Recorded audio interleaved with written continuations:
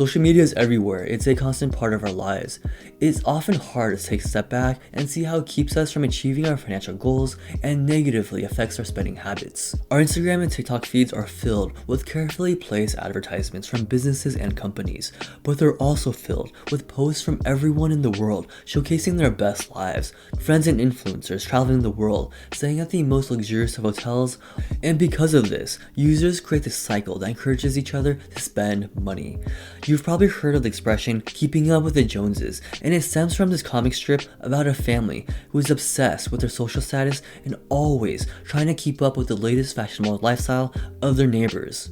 And keeping up with the Joneses meant comparing yourself to your close circle and purchasing needlessly in order to maintain a certain social image. If the Joneses got that new air fryer, then you also got one. If they bought that air wrap for your hair, you better too. You don't want to be left behind. And today, a great deal of us live this way, consciously or not, and it goes by a more modern name, FOMO, or the fear of missing out. Our Instagram feed is filled with reminders and highlights of everyone's best lives.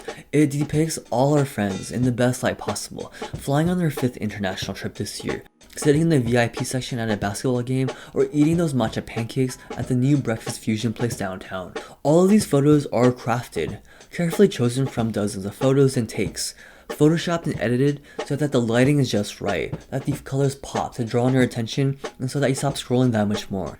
It's all for the likes and instant gratification. And through this feed, you're given a constant reminder of where you are. You compare yourself to everyone and feel that you're left behind, as you haven't made the same progress or perceived level of success or wealth. And we're no longer just comparing ourselves to our neighbors next door. Nice car, what is it? Well, it's my new Kia Optima. It's not just keeping up with the Joneses. Instead, we're now comparing ourselves to everyone. And the only way to not feel left behind is to match that same luxurious lifestyle. Of course, at the literal price of your hard-earned money. And the thing is, when you or your friends show the world the image or the facade of the perfect lifestyle, what they don't show you is that those matcha pancakes were a little mushy and there was a 2-hour line to be seated, or that flight to Europe and the stay at the 5-star hotel wasn't worth it and the kids missed school again. And what is also not shared is the direct damage to their finances, that credit card payments were missed or the purchases were very much against their budget. Instead of people simply enjoying experiences, we've become almost like salesmen, trying to sell the image of ourselves and what seems to be our glorious lives to others. And we do this even if these experiences weren't even that great. And for a lot of us, it doesn't need to be that great, as long as the perceived image of it is. And if you're going to scroll through social media, do follow channels that will help you in your financial well-being like this one. So make sure to like and subscribe for more videos to assist you on your journey to financial freedom. Even if it feels like social media makes you feel better about yourself, perhaps mentally or even socially, there's a huge negative effect on your wallet. A study showed that 82% of respondents say that they shared their material purchases or experiences on social media, and all of this has real impact and real financial consequences in life. 23% of respondents admitted to purchasing over their budget.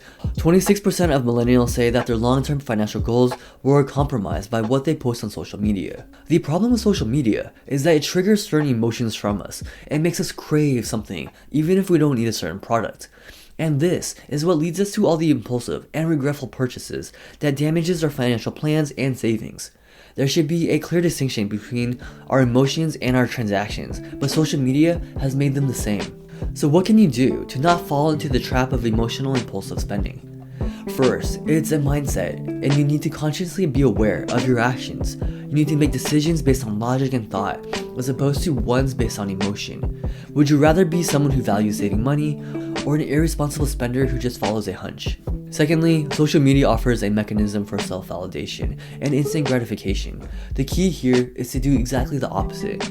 Instant gratification is a short-term feeling that is temporary. Instead, focus on your long-term financial goals and how saving will benefit you in a much greater way than any immediate purchase you make right now.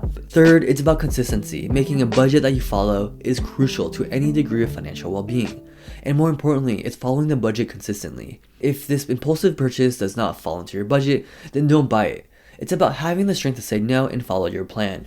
Depictions of a higher standard of living. Lastly, and I think it's the most important, is confidence. It's all about confidence in yourself and that you don't need any material products or need to show off any amount of success online. Confidence means that you don't need to prove to anyone else that you're successful and that you need to compare yourself to the Joneses or anyone else in the world. By following your plan and by having a strong mindset, you can be confident in your own success that is real and backed by the numbers in your bank account. That's real success. Social media is influencing how you live your lives. Photos, videos, articles, and ads constantly bombard you from every direction. It's no longer just billboards or commercials. Social media has brought the world together, and there's nothing wrong with expressing yourself and showing your individuality, but it's turned into something much more. There's this social pressure that we constantly add to, and it has become a never-ending cycle amongst ourselves and the rest of our peers as we constantly try to catch up with one another. Being resilient and undeterred by social pressures and staying consistent in your budget and finances will save your wallet from being destroyed by FOMO. And do you know who else you shouldn't compare yourself to? Politicians. So click on the next video to see how they get so crazy rich.